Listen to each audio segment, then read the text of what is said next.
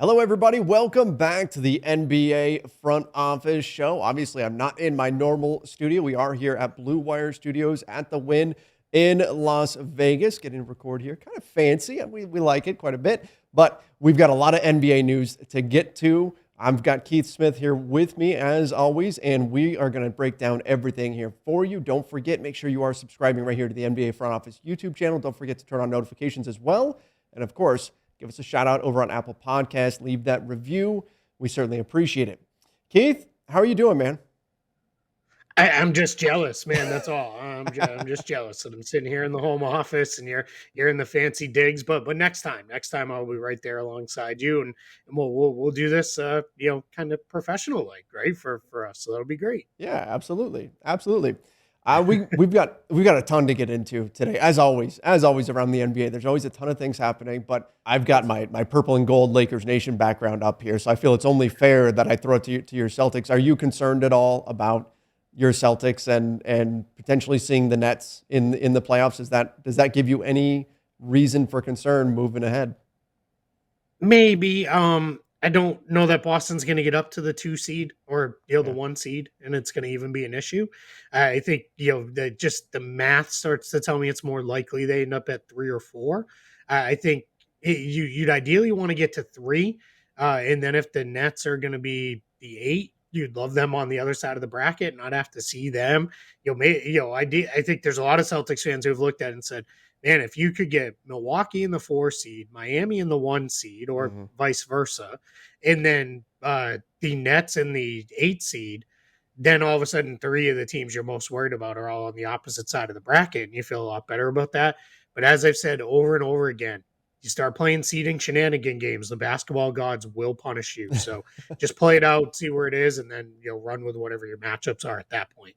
We have seen that happen in the past. As of right now, as we're recording this, the Celtics and the 76ers are tied in terms of games back, both 2.5 games back in the Eastern Conference. I do have a bit of bad news, though. The 76ers, for you and the Celtics, the 76ers tonight, they play my Lakers, and we just got word that LeBron James will be out of action tonight, still dealing with that knee injury. Whenever he travels, it can kind of flare up. And so the 76ers are going to be going against the Lakers tonight. No LeBron James. I haven't looked at it, but I have to imagine the 76ers, their betting line, I'm sure, went way up. They've got to be a heavy favorite with no LeBron in the mix.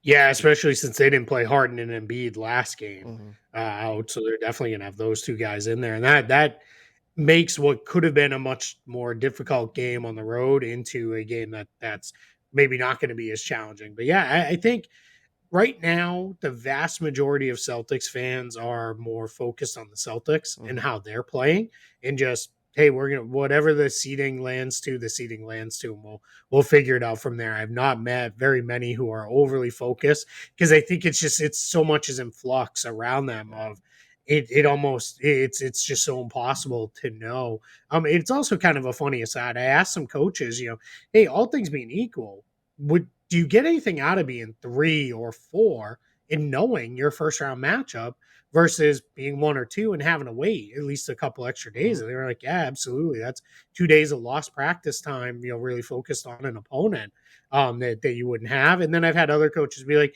maybe a little bit, but when you're playing a team, upwards of 7 times over 2 weeks, you're gonna have plenty of that time built in to focus on them anyway. So they're not overly concerned. But I think it's more just of a, it's kind of eye of the beholder type of deal. That's a great point that maybe we don't talk about enough. When we talk about the play-in tournament, we talk about the NBA, the revenue they generate from the play-in tournament. We talk about teams maybe being able to get into the playoffs that wouldn't be able to prior. We talk about what it does to the whole tanking situation. But it is a little bit of a negative for those teams that are at the top, right? I mean, unintentionally, it's just there's going to be consequences that you don't necessarily anticipate. But if you're one of the top 2 seeds, you don't know who you're playing until a little bit after some of the other seeds do. So, yeah, it's a good thing to mention there. I do want to bring up. Yeah, the in Go ahead. that, sorry, but in that, the 1 seed will generally know, well, not generally, they'll know by Tuesday, right? Hmm. Because that first game is played on Tuesday, so they'll know. But then this 2 seed will not know who the 7 is, maybe till a couple days ahead, because they'll know at the end of the week when the play-in tournament wraps up, for those two teams. So that does definitely make it a challenge to get settled on who you're going to play because you got to wait until those games play out. But it's definitely one of those things where, hey, it is what it is. There's not much that can be done about it. Imagine if you're the 2 seed in the East. Right now it's the Milwaukee Bucks, and you have to wait the longest to find out who your opponent is, and surprise, it's the Nets. It's the Brooklyn Nets waiting for you. Whew, that would not be an ideal situation for that 2 seed. You're going to be rooting real hard for the Hawks or the Hornets, I think. Right? Yeah, absolutely, absolutely. There was a rumor that came out just the other day from our buddy Mark Stein that the Lakers actually could be connected to Quin Snyder, who's currently the head coach of the Utah Jazz. Now, there are other teams that could be connected to him, the San Antonio Spurs being the other one that was named. But what are your thoughts on that, on Quin Snyder perhaps landing somewhere else? And then how does that work? Contractually, we don't know as much about coaches' contracts as we do about players' contracts. So how do you go about sorting out that situation? Yeah, we're going to get into another coach contract here in just a minute. But yeah, with Quin Snyder, I don't have a real good handle, and I've been trying to figure it out how many years he has left under contract because we don't necessarily know what that number is at this point. So I think what's very interesting as you look at this with Quin Snyder, obviously he'll be in high demand. As Mark Stein mentioned, the Lakers, there's also been a lot of Spurs buzz that he could be the Pop replacement. But I think what you have to really kind of zone in on here is Utah going to make a move first? Because that's what has to happen first, right? Is the Jazz have to say, all right, we're moving off Quin Snyder here. And I get, if they flame out early in the playoffs, let's say they lose in the first round, or if it's a non-competitive second round series, they may look at that as the classic, well, we can't fire all the players, so let's change the coach situation and see, if we go somewhere else, because that's a lot of years of pretty good, but never really great for Quin Snyder and the Jazz. All right. You mentioned there's another coaching rumor out there, or I guess news bit out there. Michael Malone getting an extension with the Denver Nuggets. I mean, this team's been injury plagued all season long. We still don't know whether or not Jamal Murray is going to be back. Michael Porter Jr., can he return come playoff time? But here they are committing to their coach moving forward. Just as they committed, we talked all about this year, Keith. They committed a lot of salary to these players, Murray and Porter Jr. and Jokic. They're building around this core group of guys. What do you think about sticking with Michael Malone now moving forward too? They're locked in. This is going to be their group from here. Yep. Yeah, I think it's well earned on Michael Malone's part, and I think the Nuggets are doing the right thing. I think this is not an overreaction to what's happened this year, or even last year when Jamal Murray went down late in the season. I think this is a sense of, hey, we're pretty good. Why are we going to break up a really good thing here? Let's keep this rolling. Whatever comes of this season comes. We're not even going to let this get to the end. When Michael Malone, we found out he only had one more season left after this on his deal. They weren't even going to let it get to that point of, all right, well, let's see how this last year plays out. Let's just get this done now. Then that takes a lot of the pressure off, and everybody can just kind of do their thing the rest of the way. And I think the Nuggets approach is whatever comes this year comes, and next year we're really set up to be a really good team in the West. Absolutely. They certainly can be. And I still think they're a team that, should they get their guys back, can make some noise come playoff time. But right now, they're only a game up on the Minnesota Timberwolves. They could fall below that play-in tournament line. We'll see what happens there. We've got some bad news out of Chicago. The Bulls pulling back on Lonzo Ball and his rehab. He's not even going to run for 10 days. Yeah. We've talked about how badly this Bulls team needs Lonzo Ball in the mix. They got Patrick Williams back, so that certainly helps. But Lonzo is a piece that they certainly need, and this is not good news moving forward for Chicago, particularly given how close everything is in the Eastern Conference right now. Lonzo Ball could make the difference between them advancing or not come playoff time. Yeah, he really could, because they feel like they're one perimeter defender short from being a really tough team. A lot falls to Alex Caruso there to have to really carry that load, and that's tough for him. So I think what happens ultimately with Lonzo is, all right, can you get him back? But if he's not going to run for 10 days, now at the end of March, then there's only 10 more days left, and I would say at that point, you're talking we've got a week at least, if not two, of then ramping back up in a basketball activity. And then you're talking about coming back at the start of the playoffs. And that's tough. At that point, I think if you're the Bulls, you're looking at it then as, hey, we made a long-term investment in this guy.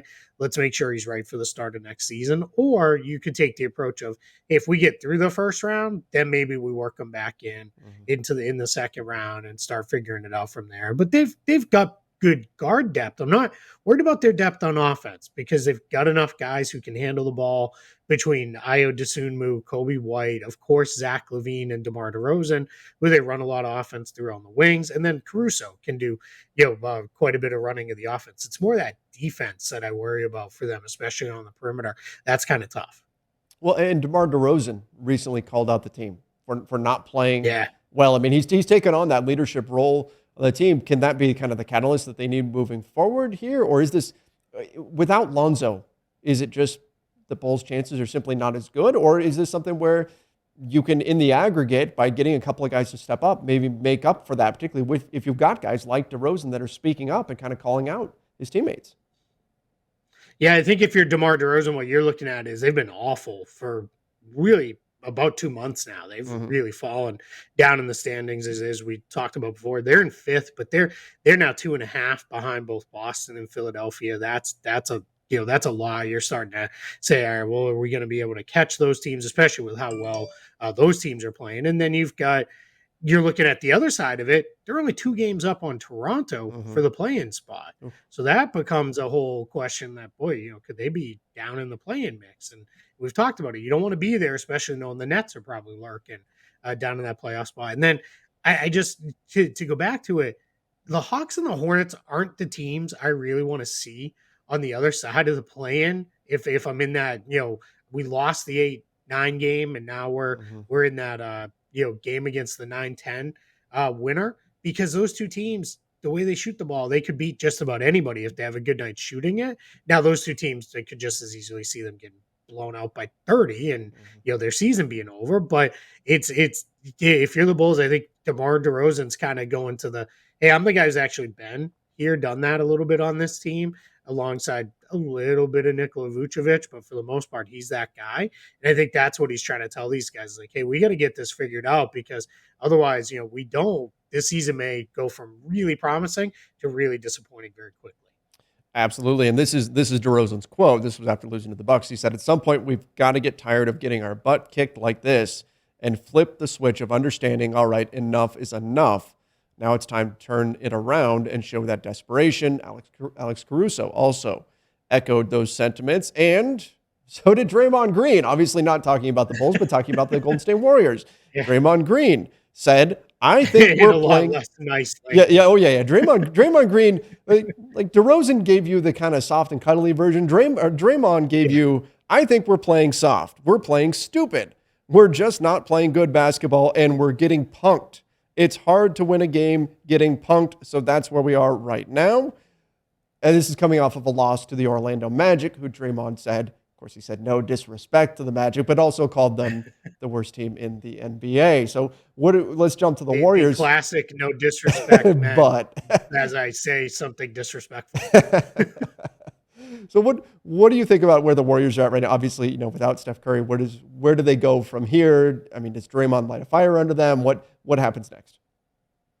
Yeah, he followed it up with saying this isn't a Steph being out thing, because he said that's not where they get their physicality. Now, to be fair, this wasn't just him calling everybody else out, because he also called himself out and said, like, hey, that's what I do. I need to bring that a little bit more.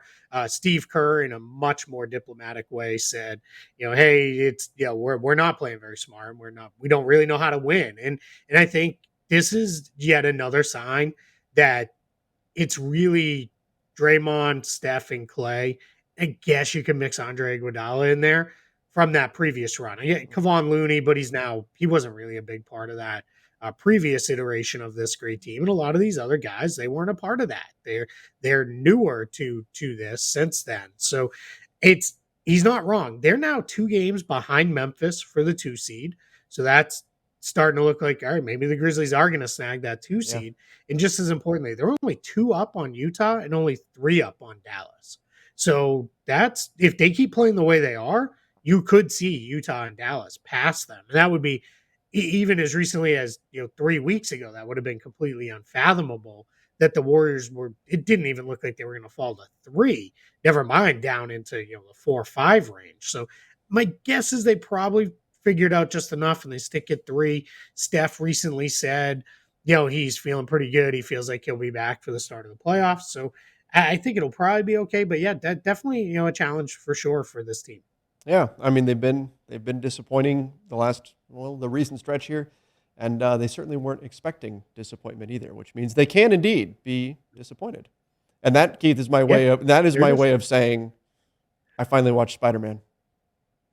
Finally, man. Oh, geez, I was waiting so long. I know. I was disappointed that you hadn't. So yes, it's about time. What'd you think? Oh, it was We got to divert. It was absolutely amazing. It was Great. fantastic. I loved it. I watched it on the flight out here. It was phenomenal. Loved it. I think I'm going to watch it on the flight back too, just because. Why not? Yeah. Yeah. And it's funny. I told my daughter, I said, we got to watch it again before we go see Mhm. Doctor Strange. Yeah. And then I was like, we got to go back and rewatch What If, because it seems like that's going to be a big part of Doctor Strange. And I said, maybe we even, mix in the end of WandaVision too, because obviously that's going to be a part of this, also. So we've got some Marvel watching to do for us to get caught up. The best part, Doctor Strange comes out on our daughter's birthday. Oh, perfect. So she's pretty psyched. Yeah. It's all the loose ends. They're all getting tied together, and I can't wait. It's going to be a lot of fun. Keith, that means this summer when things get really slow, that Marvel show we've been talking about, that's coming. That's going to happen. Oh yeah, that's going to happen. 100% coming. No doubt. All right, let's get into. We've got some more injury news to get into. Well, let's start with the positive one. Larry Nance Jr. Welcome back. Yeah. Welcome back. Larry Nance Jr. is going to be back and playing tomorrow. So that's great to see. First and foremost. Yeah, big for the Pelicans too. Get another guy in that rotation that can step in. They were a little bit short on big depth, so that's going to be huge for them as well. Sounds like Brandon Ingram's maybe just around the corner from coming back. So they're doing everything they can to catch the Lakers, or at least make it tough on the Lakers in that play-in game, and see where they can go from there. But yeah, it's good news down in New Orleans for sure. And then also in New Orleans, we've got a guy who's he's a little bit important, Zion Williamson. Now he's cleared for one-on-one work. Now we've heard Shams said just the other day that that season's done for him, which is still probably the case. We're so late in the season that unless a guy is really getting ramped up now, it's tough for them to come back. But it's given me that little glimmer of hope that maybe we see Zion at some point if he's upgraded to one-on-one work right now. Again, I think it's very, very unlikely that we see him play, but I can't say with certainty now that he's actually doing one-on-one play. Yeah, I'm in complete agreement with you. I think what we're looking at from Zion at this point is this is good news that he's doing the one-on-one, and we'll work him up to the to eventually next will probably be 3-on-3 work and then 5-on-5. But what more importantly this says to me is he should be, barring any re-injury or setback, a full go at the start of next season. That's obviously going to be huge for the Pelicans. Absolutely. And huge for the NBA too. We've talked about this a bunch, but Ben Simmons, Zion Williamson, these young players in the league. We've seen John Morant shine, a few other young guys, but the league needs these guys out there competing, doing amazing things. You need that stuff moving forward. We've got Jonathan Isaac. Can Jonathan Isaac catch a break, please, Keith? I know he's there with you in Orlando, but now he's had hamstring surgery. He's already dealing with the knee. This guy, he's so intriguing, his skill set, if he can get on the floor. But these injuries, I mean, they've cost him the last 2 seasons now. So what's the sentiment out there in Orlando regarding Jonathan Isaac now that it's been revealed that he's got another surgery? Yeah, big major concern for sure of where's this going. Now the organization is putting the good face of full recovery, you'll be fine, we'll be good to go. But this is very, very, very worrisome. This was a guy who he's now missed 2 full seasons worth, or I guess 2 almost full seasons, because last year wasn't a full season, but he's missed 2 years by the time we see him on the floor again. And the Twitter doctors, not the Twitter doctors in quotes, but the actual doctors that are on Twitter said oftentimes when there is a knee repair done, they'll take part of the hamstring to do that. Now they didn't obviously know if that's what was done here, but they said that can be a concern. It can cause an issue to create those kind of problems. So we don't know exactly what's going on, but it's not good. Now the Magic said he didn't suffer any kind of setback with the knee when they announced just a week or so ago that he's going to be out for the entirety of this season. But then just, yesterday it came out, hey, he also had a hamstring surgery. And this is not just a hamstring injury where it was, hey, rest up for, a week or two and it'll all be okay. This was an actual surgery on his hamstring. So concerning at this point. I got a question of, is he ever going to become what we thought he might be? And that's really sad if we don't get that out of Jonathan Isaac. Yeah, I mean, really, he's one of those just classic, super long-limbed players that can do so many different things on the basketball court. Yep. Certainly not moving in the right direction there for him. Joe Harris, the Brooklyn Nets, ankle surgery for him. We already knew he was going to be out for the season, but now it's confirmed he had ankle surgery and he will not be available till next year. I mean, one of the best shooters in the NBA, and the Brooklyn Nets will not have his services, at least for the playoffs this year, and hopefully he'll be back and make a full recovery at the beginning of next season. Yeah, obviously we focused on Kyrie all year. We focused on James Harden, that he didn't play. For them, we continue to monitor, watch what will happen with Ben Simmons. And it almost kind of, I think, got forgotten. Definitely not by Nets fans, but by the rest of us, that Joe Harris hasn't been there all year. And he's such a key part of that, because he was going to fill a role of a guy who he's a lot better defensively than people think. And just his ability to space the floor, play without the ball in his hands was going to be so big for that team. It kind of, not that it was, hard for them to get Seth Curry in the Harden trade, but it kind of necessitated Seth Curry because they needed that extra off-ball shooter in the lineup. So you do start to wonder, like next year, you get some lineups with Simmons, Durant, Harris, Curry, and Irving. I mean, then Ben Simmons doesn't even need to shoot the ball. Yeah. I mean, he might not even need to go over half court. He might be able to just hang out back there on defense and, pull the old, go just stand underneath the rim and tip shots out and everything else like that. That's what I'm looking forward to next year with this group, because that's a lineup where, oh boy, that's going to be tough to deal with for a lot of other teams. Absolutely. The skill sets can really complement each other out of that particular grouping. Yep. All right, we've got a few. Because you have four fantastic shooters Yes. around one non-shooter. That more than offsets him not wanting to shoot the ball. Well, and beyond that, like we always fans talk about scheme and teams running certain plays and things of that nature. The nice thing that a team like the Nets has is you've got two guys. They used to have three, but they've got two guys where everything breaks down. You can hand the ball to Kevin Durant. You can hand the ball to Kyrie Irving, and you could say, "Here, go make something for us. Go score." And they can do that and do it just as efficiently as most teams when they're running whatever their best set is. That is a luxury to have, and so that can help mitigate having Ben Simmons out there on the floor and the offensive issues that he might have. Big time. All right, we've got a few relatively minor transactions that we've got to get into before we call it a day here. And the first one I'm going to mention is Darren Collison joining the South Bay Lakers to the G League now. He actually had a stint with the Lakers this year. He flirted with coming back from retirement for a few years, and Lakers fans know this all too well. But now he's going to try to work his way back into the league through the G League. What are your thoughts on that? Yeah, I mean, apparently this is the new path for guys, right? Lance Stevenson, Tyreek Evans, Nick Stauskas did this. Isaiah Thomas obviously parlayed that. He did officially sign his rest of the season contract with the Hornets that we talked about in our last show. But yeah, I mean, great to see this from Darren Collison, because this tells me this is not just this year, right? Because I think he knows this year's chances of getting on a roster now are probably slim to none. Yeah. But he's probably a little bit more serious than all right, I'm going to try to be with somebody next year. Let me show what I can show the rest of the G League season, then catch a camp invite and catch on with somebody for next year. And pull him back. I mean, this is, in terms of the NBA and the structure of the G League, I think this is big that we're starting to see this become, like you said, a more legitimate path. The G League, every single year, it's becoming more and more of a true farm system for the NBA. And that's been absolutely wonderful to just kind of follow over the existence of the G League initially, the D League. Now we're seeing them turn into a more legitimate way to come into the league. So I think from the organizational perspective, that's a great thing. I think the two single biggest things we are going to see addressed in the next collective bargaining agreement, number one is going to be at least firming up and confirming the rules around expansion, because I Mhm. think that is coming sooner rather than later, like probably within the next 5 years.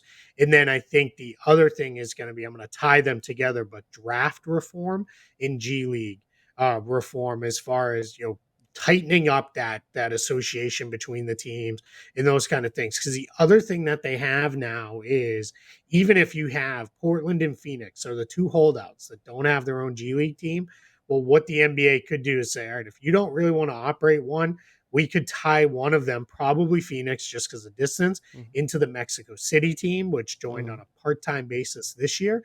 And then Portland, they can tie in with, all right, if we're going to bring in, we can launch another G League team somewhere, and get them launched and tie Portland in with them, even if it's not an official. They own them, they run them, but at least link you together some way there and go. But I think those are going to be the two big things we're going to see addressed here pretty soon. I don't know how much changes with expansion, nomenclature and rules and laws and all those things, but I do think they'll firm that up. And then I think draft reform and G League reform is coming in a big, big way. And I think it's going to make the G League that much more important in the years to come. And we've said for a while now, if the league does expand, and we think it's coming, it's going to be two teams. It's not going to be one, and we think it's Yeah, going to be most likely Seattle and right here in Las Vegas. very likely. Yeah, they're pushing, and it has helped that the hockey team has done so well, Hmm. and that they have the Raiders doing so well there now too. It makes it easier, because there's always the question of, all right, well, it's a tourist town, much like here in Orlando where I am. Is there enough of a local base to support because season ticket holders and the like? And it's proven in, Orlando, obviously 30 years with the Magic, but in Las Vegas, so with the hockey team and the Knights and the Raiders, it's proven, hey, we can do this. We can support, pro sports here. And it seems like the NBA may be the next logical fit. Yeah, I mean, we've seen MLB has been looking at that as well. Of course, the Yep. MLS has been another one. So who Yeah, knows? and you never want to be last, right? You Yeah. don't want to be the last one of the party, because then everybody else is like, oh, I'm kind of into these other teams. And then it's like, but Hmm. I think, basketball is a popular enough sport, especially in Vegas. We see, I mean, there's a reason they host Summer League there every year and those kind of things and all that. So, Absolutely, absolutely. Oh, you're see, Keith. Every time somebody says summer league, I start getting excited again. getting there, I man. can't wait. I can't wait for summer league Oh, again. like 3.5 months away. That's right. We're almost there. We're almost there. Let's finish off with this. We've got a few transactional things to run down. Just some guys signing two-way deals and 10-day deals, and I'll just kick it to you because you know all of these guys better than I do. But running through three guys that landed on some short-term deals here. Yeah, so the first guy we'll do is Jeff Doughton, signed with the Orlando Magic on a 10-day deal. He had been with Orlando in camp, was cut. Then the Warriors claimed him, converted him to a two-way when they needed to then free up a spot for Quindari Weatherspoon, who had played really well. They ended up doing that to keep him around and cut Doughton. He joined the Spurs briefly, or I'm sorry, not the Milwaukee Bucks, I'm sorry, was who it was, briefly on one of the hardship 10 days. But he'll come up. He's a point guard, good, decent size, hardworking kid. Orlando's, I think, going to start to back off on minutes for a couple of their guys here down the stretch.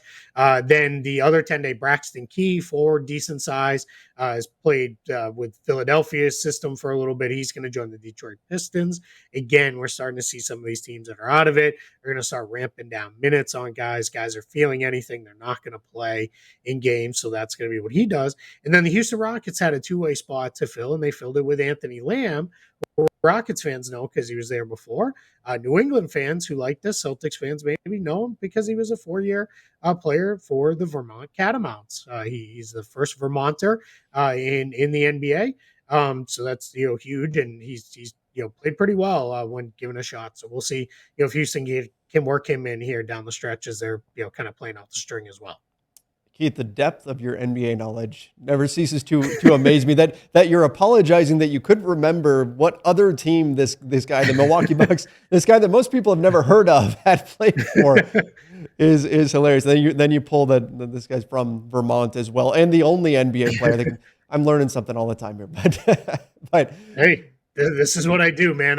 I like Marvel, obviously, but I think you now have the lock on my two hobbies. That's right. That's right. Well, everybody, we appreciate all of you for joining us today. Great stuff from Keith Smith.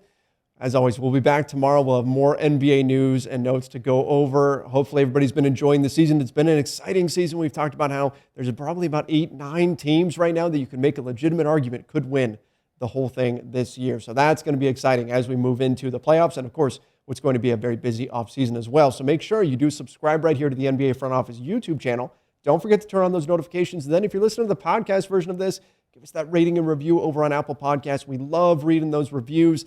5-star rating preferably. We certainly would appreciate it. Till next time, everybody. See ya and stay safe.